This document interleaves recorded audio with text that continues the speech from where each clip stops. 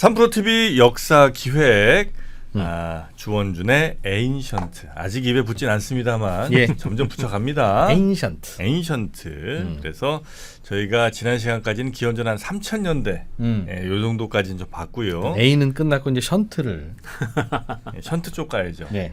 요게 이제 기원전 2000년대쯤 이야기가 아마 주가 될 것 같고요. 받아줘서 고마워요. 네. 요때부터는 이제 잘 들어두셔야 특히나 구약의 이야기들이 여기 나오지. 아주 재밌게 링크가 되는 현상들을 발견하실 수 있을 겁니다. 네. 자, 오늘 저희와 함께 해주실 주원준 박사님 어서 오십시오. 예, 안녕하세요. 네, 예. 반갑습니다. 자, 이제 기원전 2000년대 기원전 물론 이제 3000년대 얘기도 재밌는 게 많았습니다만 이제는 조금 더 성경에 등장할 내용들이 좀 자주 등장을 하는 거죠? 예, 맞습니다. 예. 얘기 들어가기 전에 예. 우리도 이제 몇 번 만났으니까 네네. 서로를 좀 알아가는 차원에서 예. 어쩌다 이런 전공을 하시게 됐어요? 저요. 저는 원래는 그냥 고등학교 졸업하고는 아버지가 그때는 뭐 남자애들은 다 무슨 뭐 법대 뭐 이런 거 해야 되잖아요. 저는 상대를 가서 경영학과를 잘 다니고 있다가 평범했네. 그냥 평범했어요. 예. 그러다가 이거를 우연하게 접했는데 하여튼 뭐 인생의 여러 곡절 끝에 이걸 정했는데 이게 너무너무 재밌어가지고 우연히 그냥 경영학과 다니면서 도서관에서 다른 책 보다가 원래 이제 천주교 집안에서 자라는 아이들은 이제 신부님 되라 수녀님 되라라는 권유를 한 번씩은 다 받아요. 저도 사실은 굉장히 진지하게 한번 생각했었는데 좀 하여튼 고민이 많죠. 어렸을 때 생각도 많아지고 또 그랬는데 상대를 가서는 저희가 상대에 맞는 사람이 아니에요. 그러니까 막 굉장히 실용적인 학문이고 좋은 학문이고 그리고 졸업은 했어요. 경영학과를 졸업은 했는데 그거보다는 저는 좀 다른 데 관심이 많아서 아버지하고 이제 얘기를 했죠. 저 이제 신학을 공부하고 싶어요. 그리고 정양무 신부님이라고 아주 대단한 분이 계셨는데 그분 강의를 들으니까 너무 재밌어가지고 그분이 또 앞으로 평신도 신학자의 길이 있다 이런 걸 알려주셔서 아빠 저 그거 하고 싶어요. 그러니까 저희 아버지가 이제 당연히 반대를 하셨죠. 그래서 아버지 생각은 제가 이해를 하죠 지금. 그래도 경영학과 졸업장이라도 있어야지 어디 가서 취직도 하고 살 텐데.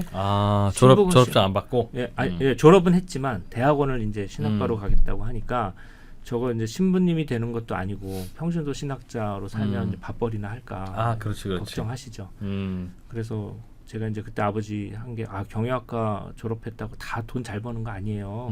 선배들 보면 잘 버는 사람도 있지만 여러 사람들이 많아요. 그러니까 아버지가 야 신학 공부한다고 구원받니? 그러셨거든요. 그러네. 구원받는 건 아니죠. 신학 공부하는 건 신학 공부하는 건데 하여튼 그래서 그냥 공부를 하게 됐고 역사가 재밌었구나. 예, 역사도 언어가 재밌었어요. 그러니까 그 히브리어를 읽어서 구약 성경을 아는 거하고 또 히브리어의 배경이 되는 고대 언어가 더 있다더라. 이런 거 공부하는 게 저는 재밌어서 독일어 잘한다고 그래서 언어를 그래서 사실은 세부 전공도 그 고대의 문헌 언어 이런 거 공부하는 거거든요. 궁금한 게 하나 있었어요. 예. 그 무슨 점토판에서 뭐 막 칙칙 글자 같은 게 나오면 이게 아버지인지 밥인지 하늘인지 그렇죠. 그냥 낙서인지 그렇죠. 무슨 사전이 있는 것도 아니고 예. 어떻게 찾아내요 그걸? 그러니까 이제 그게 해독의 역사인데 이 고대 근동에 있었던 이집트어 성강 문자라든지 쇠기 문자들은 전부 잊혀졌던 언어예요. 인류가 그 헬레니즘 시대 이후로 거의 다 까먹었어요. 그래서 몇천 년 동안 이걸 전혀 모르고 있었단 말이에요. 그러다가 이제 새롭게 해독한 문자인데 새롭게 해독하는 과정은 양쪽이 다 비슷했어요. 그러니까 이집트 샹폴리옹 얘기는 잘 아실 텐데 그 샹폴리옹이 그 로제타 석배 보게 되면 거기에 이집트 성강 문자고 민용 문자가 있고 맨 밑에 그리스 문자가 있어요. 여러 나라 말로 다 멋있어. 이걸 우리가 이제 폴리글롯이라고 하는데 왜냐하면 어떠한 지역을 점령하거나 아니면 어떤 중요한 어떤 포고문을 내릴 때 고대 근동에 어떤 그 관습이 있었냐면은 하나의 똑같은 내용을 두세 가지 언어로 똑같이 쓰는 거예요. 폴리글롯이라고 얘기해요. 예, POLYGLOTT거든요. 폴리글롯 문헌이라고 우리가 얘기하는데 폴리글롯 문헌을 보게 되면은 여기 써 있는 내용하고 그 다음 단에 써 있는 내용하고 문자는 다르지만 내용은 똑같죠. 그렇겠지. 그러니까 이집트 문자를 그리스 문자를 우리가 알고 있었기 때문에 내용은 알아요. 이게 프톨레마이오스 왕조에서 얘기한 거라는 걸. 근데 그 위에 두 단의 문자는 모르는 거예요. 이제 그걸 가지고 어떻게 해석을 했냐면 프톨레마이오스니까 고유명사는 안 바뀔 거다. 그렇지. 그러니까 여기 그리스 문헌에서 여기 프톨레마이오스 나오는 곳에 그 근처에 프톨레마이오스가 있을 거 아니에요. 그리고 여기서도 프톨레마이오스 나오니까 여기서도 프톨레마이오스가 나올 거니까 프톨레마이오스 3번 나왔으니까 여기서 3번 나오는 것이 좀 얘밖에 비슷한 없네. 문자열이 3번 나오면 프톨레마이오스 하나는 P고 하나는 T고 이렇게 나올 거 아니에요. 요거를 아이디어를 해가지고 이제 그 다음부터는 좀 언어학자들을 동원하기도 하고 트라이 앤 에러예요. 진짜 어떻게 보면 우리도 모여 앉아서 그 삽질이라고 하는데 계속 맞춰보는 거예요. 근데 이제 언어학적으로 좀 수련된 분들은 이게 이제 어느 문자고 어떤 현상이 감이 오시겠지. 감이 오시니까 그렇게 해가지고 샹폴리옹 이제 해독을 한 거죠. 이제 1830년대가 돼서 그걸 해독을 했고 쐐기 문자 쪽은 다리우스 대왕이 만든 베히스투 비문이 이제 있는데 그게 이제 높은 언덕의 벽 위에 한 3개 언어, 엘라모, 페르시아어, 아카도 이렇게 써 있어요. 근데 그 셋 다 쐐기 문자고 셋 다 우리가 잊어버렸던 언어예요. 그거를 영국 사람들이 롤린슨 이런 분들이 화가를 시켜가지고 벽을 그 절벽을 기어 올라가서 하나하나 베낀 거예요. 알지도 못하면서 아주 세밀하게 베껴서 그 베낀 걸 갖고 와서 런던으로 와서 옥스퍼드나 영국 박물관에서 그걸 복사를 해서 유럽의 학자들한테 언어학자들한테 나눠주고 서로 해석을 한 거예요. 예, 그래서 롤린슨도 있고 독일의 그 유명한 크루텐펠트 그 쐐기 문자의 아버지가 이거 이렇게 하면 된다. 그래서 처음 페르시아어 해독하고 왜냐 페르시아어가 그 인도 유럽어라서 약간 독일 사람들한테 유리한 언어죠. 그러고 나서 하나하나 해독을 하면서 이제 엘라모 그다음에 아카도 이렇게 해독을 한 거예요. 그래서 그때도 그 이게 다리우스 대왕의 비문이라는 거 우리가 알고 있어요. 그리고 그 글 옆에 베이스툰 비문 밑에 다리우스 대왕 그 표현이 돼 있어요. 그 적들을 포로로 잡고 하는 장면. 그래서 그 장면을 보고 다리우스니까 다리우스라는 말이 계속 나와야 될 거 아니냐. 그래서 이제 그거를 착안을 해서 요 사인은 무슨 글자인가 보다. 그래서 그걸 계속 해가지고 만들어낸 거고. 근데 이제 하다 보니까 이집트는 하나의 문명이라고 그랬잖아요. 그러니까 글자가 잘 안 바뀌어가지고 해독이 쉬운데 메소포타미아 쪽은 아카드어, 그다음 우리가 쐐기 문자로 써 있는 게 뭐 히타이트어, 그다음에 뭐 우가리더 뭐 해가지고 한 30개 정도가 돼요 언어가. 네. 그러니까 여기는 이거를 또 해독하는 게 또 어려웠어요. 근데 이제 초기에 그래서 어떤 우리가 이제 지금까지 나온 문헌은 이렇게 하면 읽을 수 있겠다 이런 뜻인가 보다. 네. 알잖아요. 근데 이거를 어떻게 검증을 해요? 그러게. 새로운 발굴이 있으면은 그 새로운 문헌을 이걸로 읽어보는 거예요. 아하. 그러면은 그 뜻이 통할 수가 있어요. 근데 그렇게 되면 우리가 이렇게 되면 또 트라이 앤 에러, 자료가 더 많아지니까 또 트라이 앤 에러를 해야 되는 거예요. 예. 그래서 문법이 고대 그 아카도 문법도 그렇고 계속 새로운 문법이 나오는 이유가 예전에는 이거를 우리가 뭐 3인칭, 2인칭 뭐 이렇게 뭘로 알았는데 나중에 보니까 그거 아닌 것 같다. 또 요거는 목적절에서만 사용되는 건 뭐 같더라. 이런 식으로 계속해서 그 고대 언어 공부하려면 최신 문법 써야 돼요. 한 50년 전, 100년 전 문법 쓰면은 그거 가지고 공부하시면 안 되고. 그 동네 문법은 영어랑 어순이 비슷해요? 주어, 동사, 목적어? 아니요, 여러 가지 언어가 있어요. 세머는 히브리어나 아랍어와 비슷하고, 그다음에 히타이트어나 이건 인도 유럽어예요. 그 인도 유럽어 어순이나 이런 걸로 되어 있고, 그래서 어족도 다르고, 근데 문자도 굉장히 다양하고. 네네. 그래서 요즘은 이제 그걸 많이 발전을 해서 아카도 같은 경우에는 지역적 방언도 읽을 수 있고, 이 아카도 문헌을 썼던 분은 약간 원래 그 아카도를 모국어로 사용하지 않는 분 같다. 좀 이런 느낌도 받을 수 있고, 저는 이제 우가리더 문법책도 한국어로 냈어요. 우가리더 사전도 내고. 아무도 몰라요. 공부. 뭐 몇몇 학생들하고 하는데 바알신화도 하고 그러는데 지금은 그 우가리더 토판을 보면서 서기가 실수한 거 잡아내요. 야. 고대 오탈자? 서기가 오탈자가 있어요 분명히. 그러니까 요 때는 요렇게 써야 되는 건데 이 사람 실수한 거 같고 이 사람이 실수하는 패턴이 있어요 보면은. 그러니까 이거 전문 서기가 아니다 이 사람. 이런 것도 잡아내요 지금. 이제 우리가 더 많이 아는구나 글자를. 네, 그러니까 이러한 지식은 1840년대, 50년대 가면서 새롭게 나온 지식이기 때문에 그 이전 사람들이 모르던 지식이에요. 그래서 고대 근동 문명을 우리가 지금 더 잘 알고 있다라고 하는 게 고대 어떤 신학자들이나 구약학자들보다. 예. 그리고 이 분야에서 이거를 빨리 따라잡아야 된다라고 제가 이제 생각하는 게 그것 때문이에요. 지금 그래서 이쪽은 굉장히 맹렬하게 공부되고 있고 새로운 게 계속 나오는 학문인데 이제 안타깝게도 한국은 이걸 잘 모르는 한국의 지성이 좀 모르죠. 신학교도 그렇고. 네. 자 이제 궁금한 거 다 풀리셨죠? 풀렸어. 네. 자, 이 모든 언어들은 또 우리 한국어에서 시작됐다고 하시면 참 사람들이 좋아요. 자, 이제 오늘은 이제 2000년대 기원전입니다. 기원전 2000년대로 한번 가보는데요. 요때면 뭐 우리 얘기는 하지 않고요. 요 역시 이제 메소포타미아 요 지역 예, 일단 메소포타미아로 가야 되는데요. 신수메르? 예. 그때쯤인가요? 신수메르가 이제 망하고 그것도 망하고. 예, 망하고 이제 함무라비가 오기 직전인데 그러니까 메소포타미아 남부에서 도시들이 한 연화목에 있었는데 이게 점점 기록이 북부로 확장이 돼요. 지금의 그러니까 이라크 지역에서 시리아 지방으로 점점 확산이 되는 건데 유프라테스 티그리스강 남부에서 네. 점점 상류로 오게 되면서 상류에서 그래서 이때부터는 민족들이 많아져요. 그 이전에 우리가 신수메르까지 할 때는 메소포타미아 남부의 한 연화목의 도시만 알면 됐거든요. 근데 이제는 한 3, 40개로 늘어나요.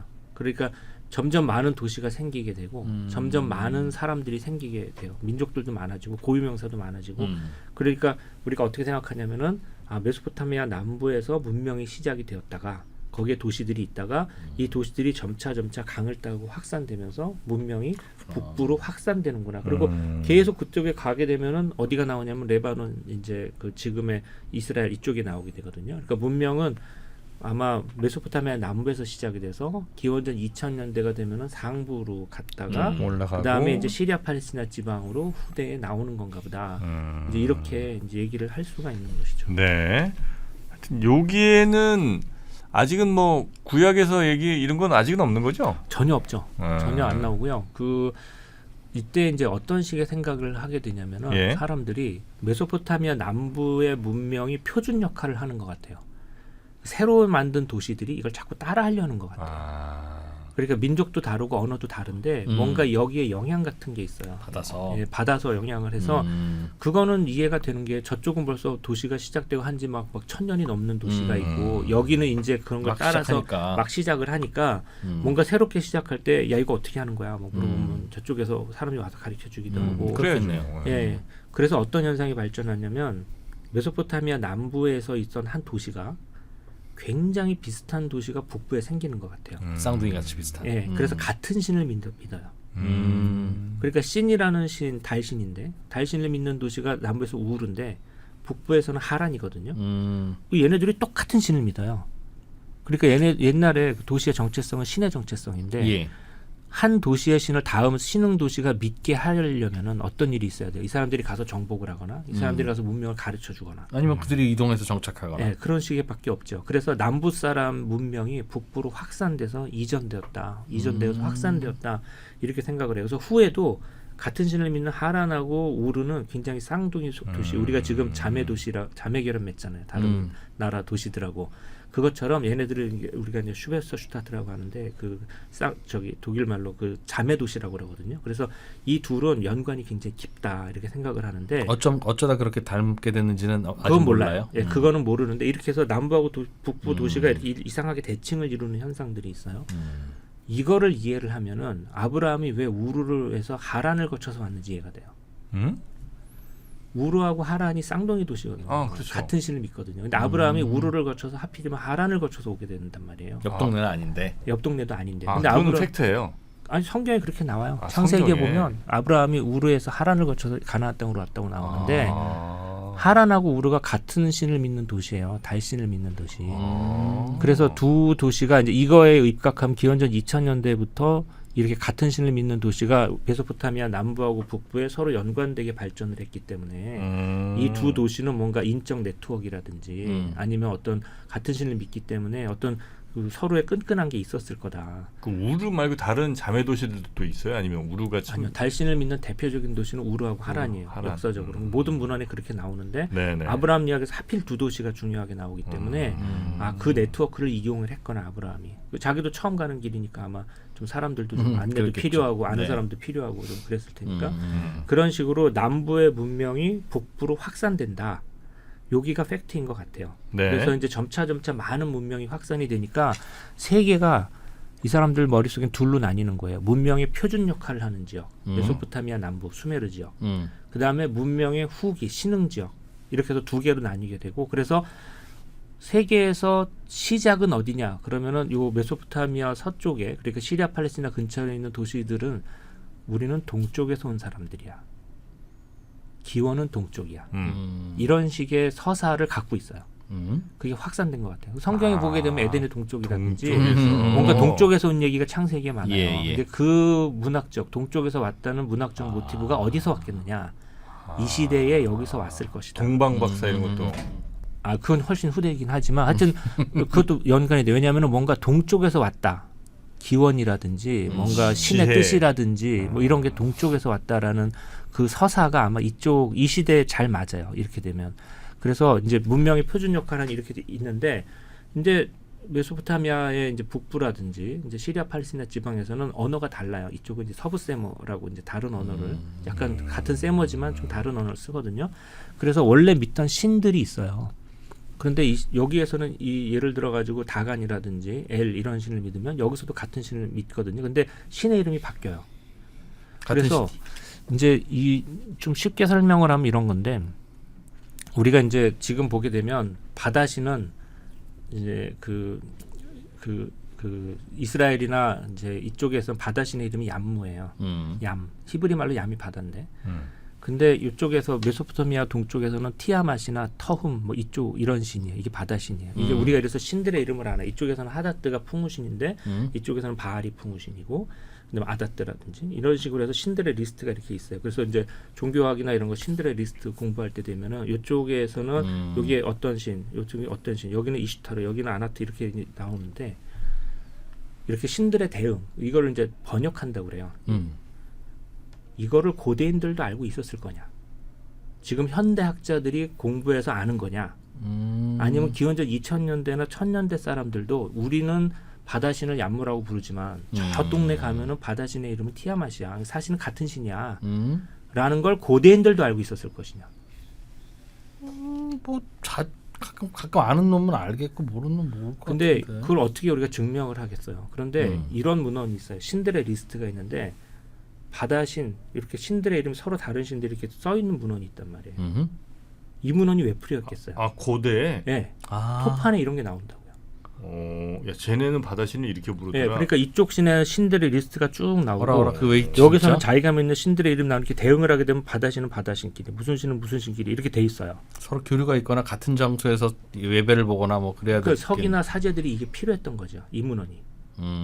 이걸 공부했어야 되는 거예요. 우리는 이거 바다신으로 부르지만 얘네들은 저쪽 가면 이 신이야. 왜냐하면 또 아카도 문학을 볼 수도 있고 신화 얘기를 들을 수도 있고. 그러니까 안녕하세요, 니하오마, 뭐 그런 식으로. 이라샤이 마세 이걸 그러니까 해야 되는 거니까. 이걸 우리가 트랜슬레이션하는 어떤 문헌이라고 생각해요. 사전으로 볼 수도 있어요.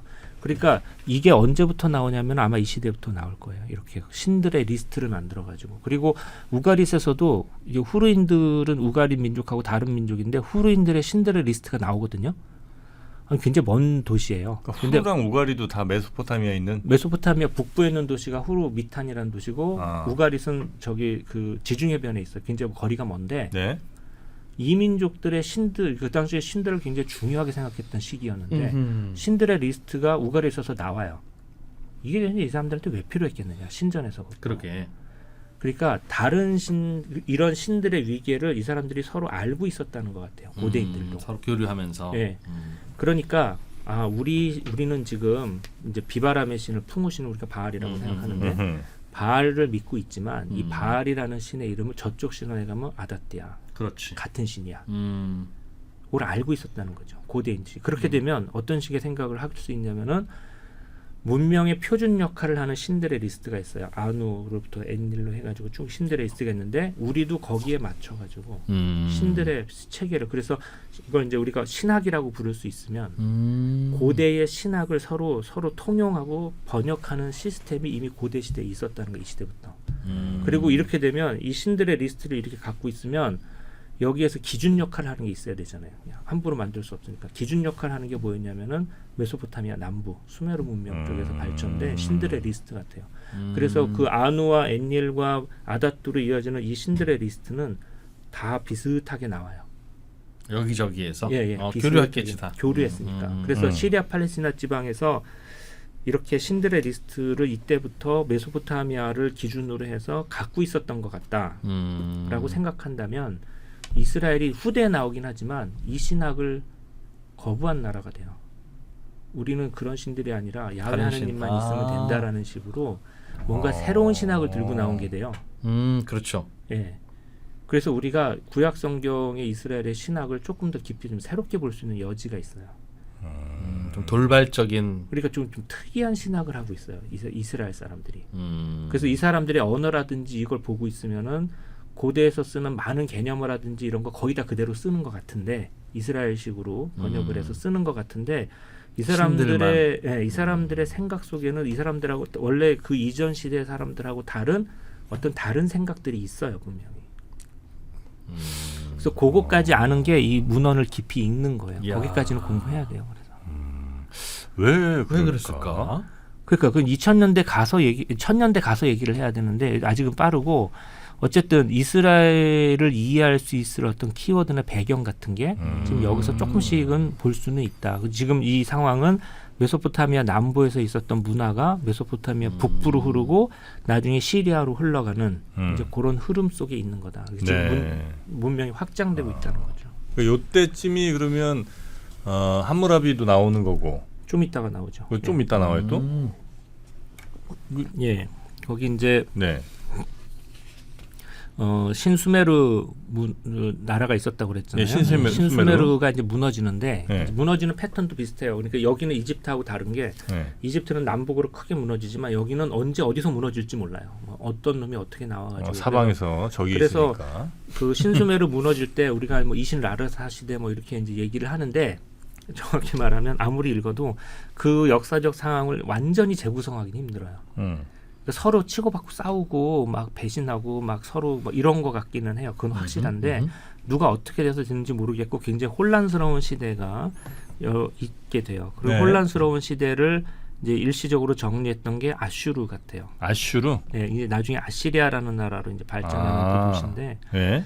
아슈르가 이때 한때 이제 좀 정리를 했던 것 같아요. 근데 아슈르 얘기를 좀 길게 드려야 되는데 아슈르는 그러니까 수메르 시대 때 나왔던 도시는 아니에요. 조금 뒤에 나오는 도시인데 왜냐하면 이제 메소포타미아 티그리스강, 유프라테스강 남부에 있었던 도시가 아니라 살짝 북부에 있는 도시예요. 약간 우리 식으로 좀 신도시. 예, 북부에 완전 신도시인데 티그리스강 유역에 있는 도시인데 이 티그리스강 유역에 있는 아시리아가 절묘한 교통의 요충지에 있어요. 티그리스강을 건너서 북쪽으로 가면 히타이트, 그러니까 지금의 튀르키예 지방으로 갈 수 있고 거기를 거쳐서 동쪽으로 가게 되면은 아프가니스탄 북부나 이 흑해 이쪽으로 갈 수 있고 거기를 거쳐서 남쪽으로 가면 메소포타미아 남부로 가게 되고 또 서쪽으로 가게 되면은 시리아로 갈 수 있는 또 티그리스강을 반드시 건너야 되는 위치에 아주 절묘하게 잡고 있어요. 예. 그래서 이 아시리아는 기원전 2000년대부터 교역을 통해서 번성하는 도시가 돼요. 농적지는 이렇게 농경지는 풍부하지 않은 것 같고 아주 작은 도시는 아니었지만, 근데 그 당시에 이제 교역을 하게 되면은 이제 계절 무역을 하잖아요. 여기서 이 계절에 많은 농산품이 나오게 되면 아슈르로 갔다가 저쪽에서 또 오는 교역이 있게 되면 여기서 오게 되고, 그러니까 아슈르 사람들이 어떤 생각을 하냐면 기원전 2000년대 대부업을 시작을 해요. 대부업을 벌써 시작해요? 창고업, 신용 이런 거에 대해서 눈을 뜨게 돼요. 장사에 대해서 제일 먼저 눈을 뜨게 되는 도시가 아시리아예요. 배경은 그렇게 된 배경은 예, 그러니까 티그리스강을 건너는 요지에서 환적장, 창고업 이런 식으로 그 다음에 그래서 그리고 이제 여기서 돈 버는 방법은 세금, 관세, 통행세, 관세. 채무, 결제, 중개, 위탁, 대부 이런 용어들을 막 발전시켜요. 그래서 여기에서 이제 올해 내가 요거 갔다 와서 몇 달 후에 오면은 요거 물건 맡아두면 얼마 줄게. 그다음 다음에 올 때 뭐 할게. 뭐 여관업 이런 거 발전하게 돼요. 강원랜드 앞에 전당포 많이 생기는 것처럼. 네, 그래서 아시리아가 나중에 이 아시리아라는 제국의 성격이 이 세계 최초의 상업 제국이라고 우리가 부르는데 돈 때문에 전쟁을 해요, 정말로. 또 떼어먹고 가서? 아니요. 돈이 많아야지 잘 산다는 걸 처음부터 알아요. 돈을 어떻게 버는지를 아는 도시예요, 이 사람들이. 그래서 아시리아가 되게 이게 이집트하고 되게 틀리죠. 이집트는 그냥 나라가 풍요롭고 농사도 잘 되고 금도 많고 막 이런 도시인데 아시리아는 자기가 가진 건 별로 없어. 결핍이 있었구나. 예, 근데 우리를 통과하는 애들은 돈이 많아. 그리고 얘네들을 잘 이용을 하면은 우리가 다른 나라 못지않게 잘 살 수가 있다. 라는 걸 일찌감치 깨달은 나라예요. 아슈르라는 도시가. 그래서 아시리아가 이 무역 협상에 대해서 빨리 깨닫는데 지금 여기 지나가는 그러니까 이제 이 사람들이 그 교역을 하게 되는데 저기서 주석을 갖고 오는 애들하고 저기에서 양털을 갖고 오는 애들하고 저기에서 농산물을 갖고 오는 애들한테 각자 협상을 다르게 해서 각자 원하는 게 틀리기 때문에 다른 조건으로 어떻게 해야지 우리의 이익이 극대화된다 이런 걸 잘 알게 되고 굳이 무력으로 우리가 얘네들을 점령할 필요도 없어. 얘네들의 그 조건을 잘 이용하게 되면 우리가 돈을 더 많이 벌 수 있어. 그래서 나중에도 그 무력을 필요할 때는 쓰긴 하지만 그것보다 더 필요한 그리고 정보가 중요하다는 것도 금방 알게 돼요. 얘네들이 지금 어떤 처지에 있고 얘네들을 뭐 올해 흉년이야 내지는 올해 얘가 뭐가 많아 뭐 이런 것도 알게 되고 그리고 아시리아 사람들이 가만히 보니까 저 히타이트 쪽은 아직도 문명이 없는 것 같은데 거기에는 굉장히 좋은 게 또 많이 나오니까 거기에 자기들의 상업 대표부를 설치해요. 그게 이제 카룸이 되고 나중에 그게 이제 히타이트의 수도 하투샤가 되고 이러거든요. 그래서 상업 식민지를 만들게 돼요. 상업 식민지? 네, 상업 식민지 기원전 2000년대 처음 그 만든 게 아시리아 사람들이 히타이트에 만든 거예요. 그 지금 히타이트라기보다는 아나톨리아 반도에 만든 게 상업 식민지예요. 그래서 아시리아는 중개 무역을 하는 것이 낫다고 생각했기 때문에 주로 이제 엘람에서 동쪽에서 주석을 들여오고 남쪽 바빌론에서는 직물을 수입하고 그거를 아나톨리아 반도에 수출을 하게 돼요. 그럼 아나톨리아 반도에서는 또 거기서 나오는 은이라든지 이런 걸 가지고 오게 돼요. 그래서 요거를 장사를 하게 되면은 이 장사를 해서 남는 돈이 훨씬 좋다 이런 생각을 처음부터 한 도시예요. 그래서 이제 연애 편지라고 우리가 하는데 아시리아 사람들이 카룸이나 네시아 이런 걸 설치를 하거든요. 거기에 자기 상업식민지 본부를 설치해요. 이게 나중에 히타이트의 제일 큰 도시가 되게 되는데 뭘 전해주냐면 문자를 전해주게 돼요. 아시리아가 갖고 있던 아카더 문자를 전해주게 돼요. 근데 그쪽에 살던 사람들은 인도 유럽어 쓰는 사람들이에요. 그리고 이쪽 세모 쓰는 사람들하고 어족이 틀리단 말이에요. 그러니까 아시리아 문자를 가지고 자기네들의 히타이터를 적는 방법을 생각해내요. 예. 음차를 하고 막 이래가지고. 그러니까 히타이터 문자는 아시리아 아카더 쐐기 문자를 인도 유럽어식으로 이게 적용시킨 문자가 돼요. 그러니까 어떤 문자는 금방 또 읽을 수 있고 그렇게 되죠.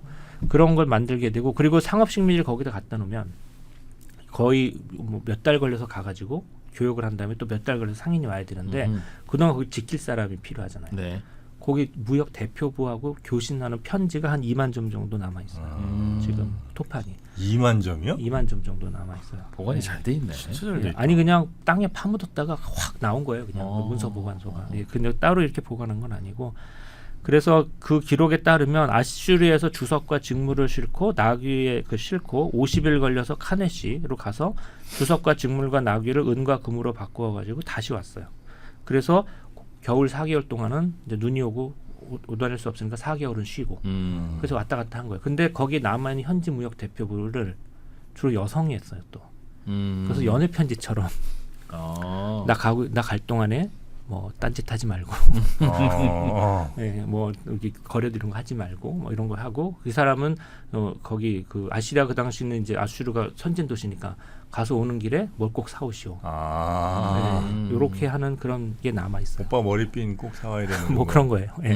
뭘 꼭 우리가 아시리아 선진 도시니까 뭔가 재미있고 막 희한하고 뭐 예쁜 것들이 많을 테니까 그런 거 나오는 것이죠. 그리고 우리 오빠 말 타고 서울 가시면 네, 그리고 어떤 사람은 이제 본처가 아슈리에 있는데 아나톨리아에 또 마음을 뺏기고 두 집 살림하시고 뭐 그런 분들도 있었던 것 같고 그래서 이거 옛날 연애 편지이기도 하면서 저기 튀르키예 쪽에 갔더니 그 학자들은 연애 편지라기보단 여성 경제인 쪽으로 이제 봐야 되지 않느냐. 너무 옛날 사람들은 그런 사적인 연애 편지 뭐 식민지 좀 이런 틀에서 보기보다는 이제 그 교역을 서로 한 좀 그런 여성 경제인 최초의 이런 시각으로 봐야 되지 않느냐. 뭐 그런 말씀하시는데 뭐 그것도 뭐가 메인이냐를 보면 되죠. 이것도 사와라, 저것도 사오고, 이것도 사와라 한 다음에 오빠 사랑해라고 써 있으면 그거는 뭐 사오라는 상업용 편지고. 근데 보고 다 싶어, 섞여서 써 뭐, 있겠죠. 보고 그런 싶어. 것들이. 어떻게 예. 기분 좋아. 어제도 내가 잠을 못 잤어. 근데 예. 오다가 뭐 하나면 사다 줘 오빠 사랑해. 이러면 이건 연애 편지인 거지. 예. 그래서 이제 2개를 만들었는데 상업식민지 크게 잘 안 받아주시네. 받아들여야 되는데 제가 네. 방송을 잘 못해서. 근데 예. 그 당시에 그렇게 여성분들이 아주 그 주체적으로 예.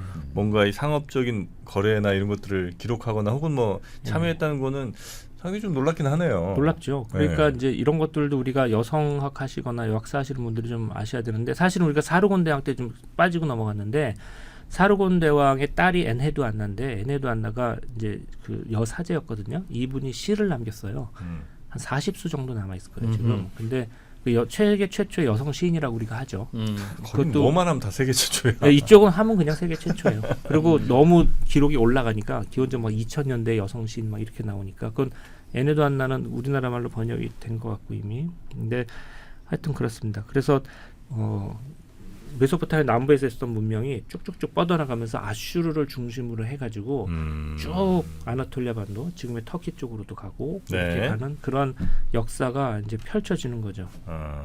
그래서- 아시리아가 그러면 그때부터 이제 상업적인 뭐 무대를 완전히 넓혀갖고 예. 그 동네에 예. 뭐 교육 같은 거 완전히 이제 틀어진 거예요. 예, 그렇죠. 그래서 이후에도 아시리아는 그거를 안 놓으려고 그래요. 그리고 그거를 굉장히 실질적이고 깨닫는데 병력을 많이 끌고 가가지고 거기를 다 초토화시켜가지고 우리가 뭐 금이나 음이나 먹을 걸 갖고 오는 거 하고 계속 교육을 통해 가지고 통행세라든지 이런 걸 통해 가지고 금융을 통해 가지고 돈을 계속 버는 거하고 어느 게 나으냐 이런 생각한 것 같거든요. 그래서 네, 무력을 그렇게 또 앞세우지도 현명하네. 않는 그런 좀 모습을 보이게 됩니다. 그 되게 아시리아는 그 나중에 이게 굉장히 잔인한 제국이 돼요. 이런 면에서 기원전 1000년대 가게 되면은 돈 때문에 전쟁을 조금 하고 사람을 좀 많이 죽이는 이런 제국의 이미지를 또 갖게 되기도 해요. 예.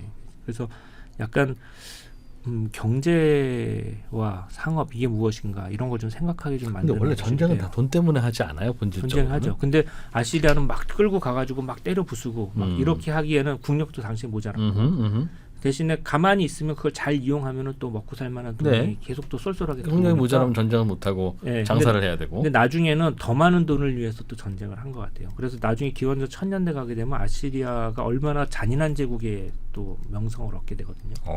잔인해져요? 굉장히 잔인해져요. 예, 그 돈을 그러니까 상인들이 전쟁을 하면 좀 무서운 것 같아요. 그러니까 파라오는 전쟁을 하면은 파라오의 위용이나 파라오를 존경해라 이러고 끝나간단 말이에요. 계속 비켜라. 네, 그리고 나서 니네는 우리 국민이 되면 우리 신민이 되면 먹고는 살게 해주겠다. 뭐 또 이집트는 넉넉한 좀 그런 게 있으니까. 이런데 여기는 안 그래요. 좀 제가 아시리아는 죽어야 내가 먹은 살아나는. 아주 끝까지 그냥 빨아먹으려고 하는.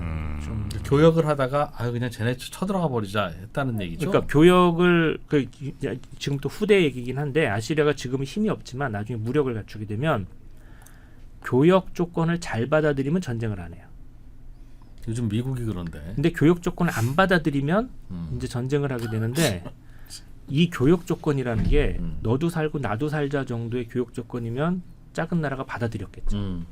도저히 근데 너무 얘기하면은 그래, 3천억 불씩 달라고. 네, 그러면 이거 못 받아들이지. 그러면 싸우게 되면 아시리아는 가서 이제 두들겨 부숴놓고 이렇게 되는 거죠. 예. 짜고는 뭐 이래 주구나 저래 주구나. 예. 그런데 또 기록을 또 잘 남겼어. 아까 몇만 점이나 되는 문서가 다 이제 상업 문서지만 그 기록을 또 어쨌든 충실하게 남겼기 때문에 그걸 보면 우리가 또 역사를 또 잘 알 수 있잖아요. 그래서 보면은 이집트가 그렇게 깨알 같은 기록이 별로 없어요. 근데 이 아시리아는 기록은 또 많아요. 그래서 이것도 기록은 상인들이 남기는 건가? 좀 이런 생각도 들고 그래요. 하여튼 장부를 적어야 되니까. 네네네. 언제 어디서 누가 뭐 했다 이런 거 적어야 되잖아요. 그렇게 하여튼 아시리아가 예.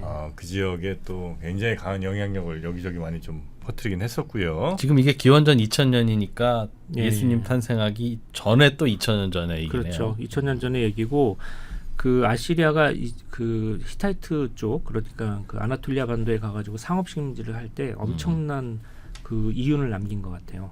근데 이게 그 히타이트 쪽 사람들 그러니까 그 아나톨리아 반도 사람들은 글이 없었고 아시리아 사람들은 글이 있었잖아요. 그럼 어떻게 해서 돈을 벌었을까요? 그 한쪽은 까막눈이고 한쪽은 발달된 회계 체계를 갖고 있잖아요. 그래서 그 어느 책을 보게 되니까 이 사람들이 도량형을 속인 것 같대요. 아시리아 사람들이. 그 식민주의자들이 하는 있잖아요. 그 까막눈이 원주민들한테는 저울추를 속여가지고 돈을 막대하게 하는 거. 하여튼 도량형을 해서 그걸 했다 이런 이제 것도 봤었고, 그다음 하여튼 그래서 아시리아 이제 지금부터는 이렇게 많은 도시 국가들 중에서 아카드는 이제 역사에 사라져요. 네. 그리고 두 개의 큰 도시 국가가 메소포타미아에서 아주 인상적인 역할을 하게 되는데 북부를 대표하는 아수르, 이게 나중에 아시리아가 되고요. 남부를 대표하는 바빌로니아. 그래서 앞으로 메소포타미아 남부와 북부를 대표하는 그런 나라로 이제 성장하게 됩니다. 그렇게 이제 그쪽의 성장을 우리가 보게 되고요. 그 다음에 봐야 될 게 그러면 누굽니까? 그 다음에는 이제 잠깐 이제 왕조 얘기만 하다보다 좀 다른 얘기를 하고 싶은데, 시리아 팔레스티나 근처에 있었던 사람들 같은데 여기에 이제 그 전에 그랬잖아요. 수메르 사람들이 위에 있고 아카드인들이 좀 아래에 있고 이렇게 생각했는데 이제는 아카드의 시대거든요. 그랬을 때 이 지역으로 밀려온 가난한 민족들이 있었어요. 그 사람들 누구라고 불렀냐면 아무르라고 불렀어요. 이게 성경에 아모리인으로 나오는 그 사람들이거든요. 근데 성경에 나오는 아모리인들은 이때 아모리하고는 다를 수도 있어요. 왜냐하면 너무 역사적 차이가 나고 성경이 그냥 과거의 얘기를 하는 거일 수도 있는데, 과거에 있었던 옛날에 있었던 고대의 민족 얘기를 하는 걸 수도 있는데 아모리인들이 나오게 돼요. 그래서 아모리인들은 이제 우리가 전통적으로 보는 구도 있죠. 도시 사람들은 문명이 굉장히 발전을 하고 도시 밖의 사람들은 좀 이렇게 문명이 발전하지 않았다가 도시가 많이 생기게 되는데, 이 도시에 그 혜택을 누린 사람들이 있고 아직도 도시 혜택을 못 누리고 사는 사람들이 있어요. 이 사람들이 아무르 사람들 같아요. 그러니까 도시에 있는 사람들 입장에서는 굉장히 뭐 형편없는 사람들이죠. 이 사람들이 도시에 들어와갖고 메소포타미아 남부 북부 도시에서 하층민을 형성하고 있었는데 이것도 역시 게르만 민족의 침입에 많이 비유를 하게 되는데, 이 사람들이 나중에 그 도시 안에서 점차 좀 살게 되고 살만해지니까 도시의 권력을 쟁취하는 현상이 일어나요. 그래서 아무르 사람들이 지배하는 도시들, 그래서 나는 아무르족 출신이다 라고 하는 왕이 나타나게 돼요. 원래 아무르족 출신이라는 말은 조금 안 좋은 말인데 나는 아무르족 출신의 왕이다 라는 사람이 나타나게 돼요. 그 사람이 누구냐면 여러 있는데 그 중에 하나가 함무라비예요. 예. 함무라비는 그러면 되게 성골 같은 그런 그 도시국가의 왕 후손도 아니고, 예, 그런 사람이 아니었던 것 같아요. 그래서 이 아무르라는 말을 이제 도시민과 유목민으로 보게 되면 유목민 집단, 비도시인 이렇게 이제 부를 수가 있는데, 함무라비가 아무르 출신이라고 하게 되니까 자기가 아무르 출신이다 이 말을 진짜 아무르 사람이라고 얘기하는 거냐, 아니면은 자기가 좀 비천한 출신이다라는 걸 빗대서 얘기하는 거냐, 거기에 대해서는 뭐 의견이 좀 여러 가지 있는 것 같은데 어쨌든 아무르 사람이라고 합니다. 그러니까 이렇게 밑으로부터 올라오는 그런 사람들이 이제 생기게 되는 거죠. 그게 이제 함무라피라고 할 수 있습니다. 왕이 되는 거예요, 그래서 왕이 돼요. 이제 왕이 되는데 함무라비 얘기를 이제 좀 말씀드리면, 그럼 우리들 모아서 자 지금부터 나라를 이루고 내가 왕이다 이거예요? 아니면 다른 왕을 치는? 아니요. 그 바빌론에서 왕위를 이제 쟁취한 것 같아요. 거기서는 아마 쿠데타를 했던 뭐였든 잘 안 나오지만 바빌로니아 이제 왕이 된 것 같고, 바빌로니아의 왕이 된 이후에 주변 나라들을 다 정복을 하게 돼요. 그래서 이제 함무라비가 기원전 1792년, 지금부터는 연도가 어느 정도는 됩니다. 이것도 뭐 확정적인 연도는 아니지만 1792년, 기원전 1792년이면 굉장히 오래된 거죠. 예. 네. 예. 근데 이제 함무라비가 이제 왕이 되는데, 이때 상황을 보게 되면 이런 문헌이 나와요. 이렇게 써 있어요. 10에서 20명의 왕은 바빌론의 함무라피를 따르고, 비슷한 수가 라르사의 림신을 따르고, 또 비슷한 수가 에시눈나의 에발피에를 따르고, 또한 비슷한 수가 카트나의 아무트피에를 따르고, 그리고 20명 정도는 야마드의 아림님을 따른다. 이런 문헌이 남아 있어요. 그러니까 그 당시에 있는 도시국가의 많은 왕들이 한 4-5무리로 찢어가지고 누구도 우위를 점하고 있지 못하는 시대에 함무라비가 바빌론의 왕이 된 거예요. 그래서 바빌론의 왕이 되면서 함무라비가 이거를 싹 정리해요. 자기가 그래서 거기에 왕이 돼요. 통일. 전체 통일을 바빌로니아를 들게 만들게 되는데, 함무라피가 굉장히 노련하고 외교적으로도 아주 능수능란하고 정치적으로 군사적으로도 굉장히 과감하고 하여튼 난 사람이에요. 그래서 사르곤하고 조금 비슷해요. 워낙 비천한 출신에다가 작은 나라의 왕이 된 다음에 뒤통수도 잘 치고 배신도 잘하고 함무라비가 예, 그리고 굉장히 효율적으로 운영도 잘하고 그래서 마지막에는 결국 그 영예로운 이름 있죠. 수메르와 아카드 임금. 수메르와 아카드를 다 지배하는 그러한 임금으로 올라서게 되는 게 함무라비예요. 능력이 있었네. 굉장히 능력이 있어요. 그래서 이때 함무라비가 바빌론의 최초의 제국 바빌로니아를 만들게 되는데 이거를 우리가 이제 고 바빌로니아, 그러니까 고 바빌로니아, 중 바빌로니아, 신 바빌로니아 세 개 있는데 함무라비의 바빌로니아가 고 바빌로니아예요. 최초의 바빌로니아. 그래서 함무라비 왕조를 만들게 돼요. 그래서 왕조를 만든다는 건 그 아들로 계속 아들로 계속 내려가요. 예, 그래서 그 왕조, 그 함무라비 왕조의 4대 5대 임금까지 우리가 알고 있고 재위년도도 이제 다 알고 있어요. 그래서 암미차두카 임금 4년 때 아트라시스 스토판 나온 거 그거 이제 우리가 보고 있는 건데, 근데 이제 함무라비 얘기를 하면은 이제 사유화를 얘기해야 되는데 함무라비가 프리바타이제이션, 그러니까 경제 사유화 만든 최초의 임금이거든요. 사유재산? 아니요, 공공재산을 사유화시켰어요. 민영화? 네, 민영화. 아. 네. 아, 그래요? 네, 민영화 했는데 이게 이제 어떻게 된 거냐면 그러니까 그 수메르 시대부터 한 도시의 최고의 높은 자리에 가장 큰 건물은 신전이었어요. 네. 그래서 멀리서 보면 그 신전만 보여가지고 모든 도시, 많은 도시의 이름이 그 신전의 이름이에요.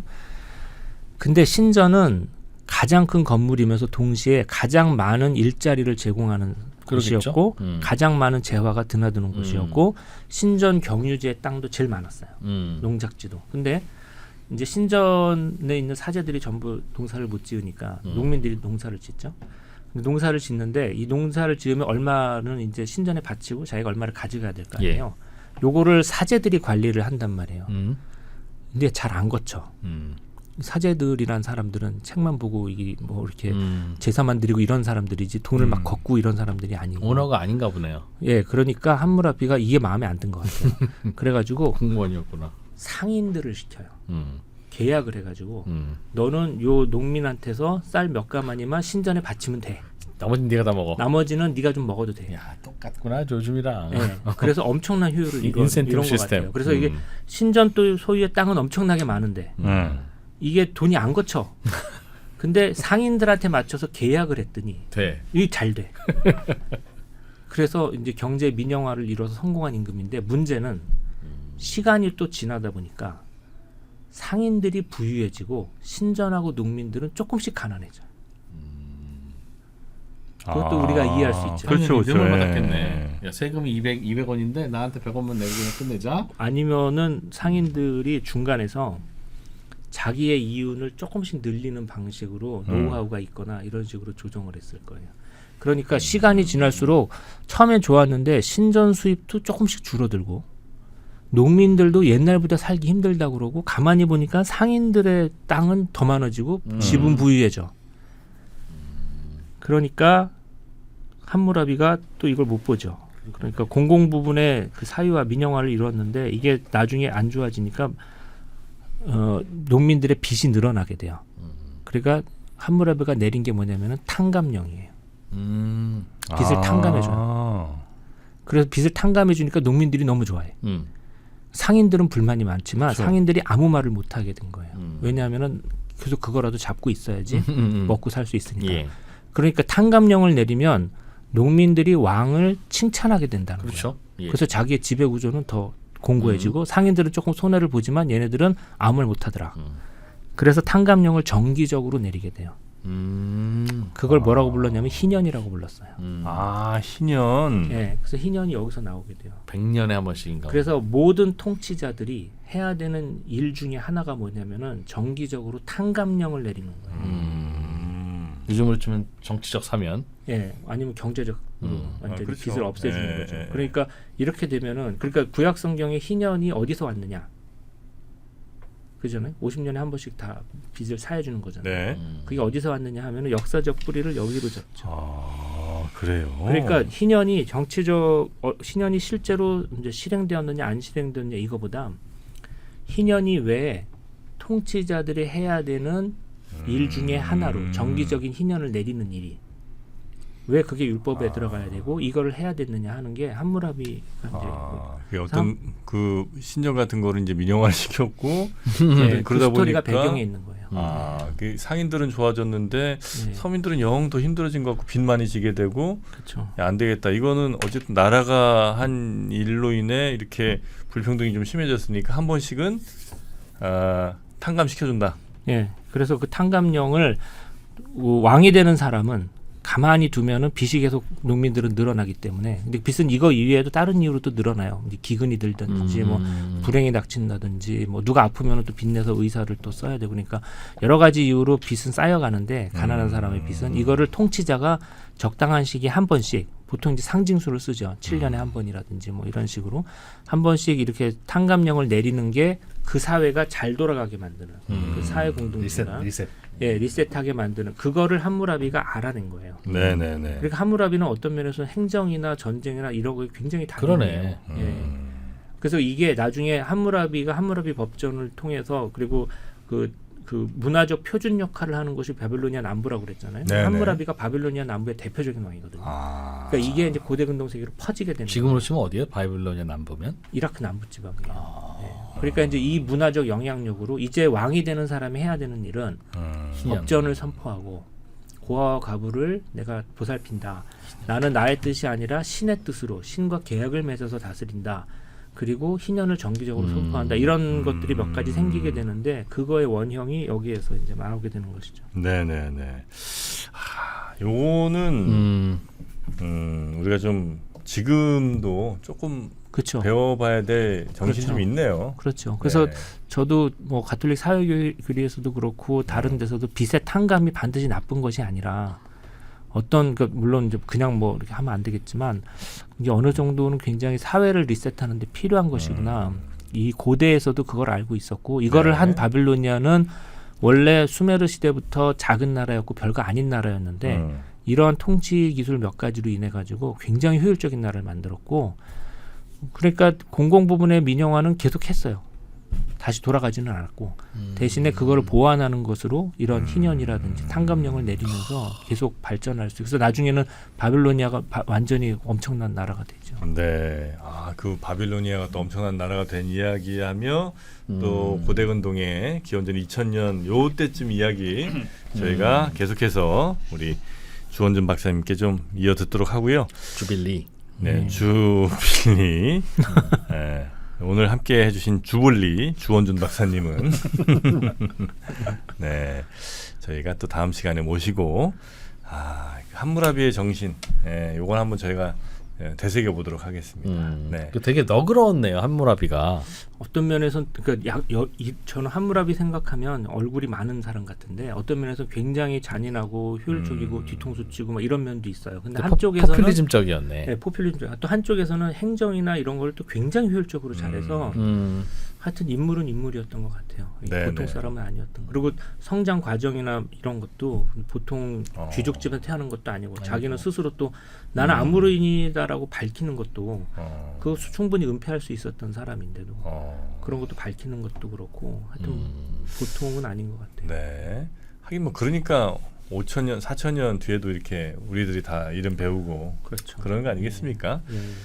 자, 4,000년 하지만 뒤에 지금까지도 아직 이스라엘은 안 나왔다. 안 나왔다. 네, 좀 더 기다리시라. 구약도 아니고 되게 애매하네요 이게. 그러니까 구약 이전 시대라고 할 수 있죠. 이런 것들을 이제 알아야 이제 구약의 이름 하나하나 지명 하나하나가 새로운 의미로 또 다가오는 거 그렇죠. 아니겠습니까? 그리고 구약 성경은 이런 것은 도대체 어디서 나왔냐 보면은 그렇죠, 이스라엘 이전에 이미 이런 게 있었고 이스라엘이 나라를 세우면서 이런 것들을 좀 흡수한 면이 있는 거죠. 네, 네. 메소포타미아에서 그럼 함무라비 시대에 이집트는 여전히 이집트 왕국 피라미드 짓고 있는. 근데 우리가 이거 하고 다시 돌아가 보면 아마 중왕국쯤 될 거예요. 다시 한번 또 가긴 갑니다 우리가. 네. 이집트로 한번 돌아갈 거죠. 예. 자, 오늘도 4,000년 전 중동 근동으로 여행시켜 주신 주원준 박사님 오늘도 대단히 감사하고요. 다음 시간에 뵙겠습니다. 고맙습니다. 감사합니다. 고맙습니다. 네.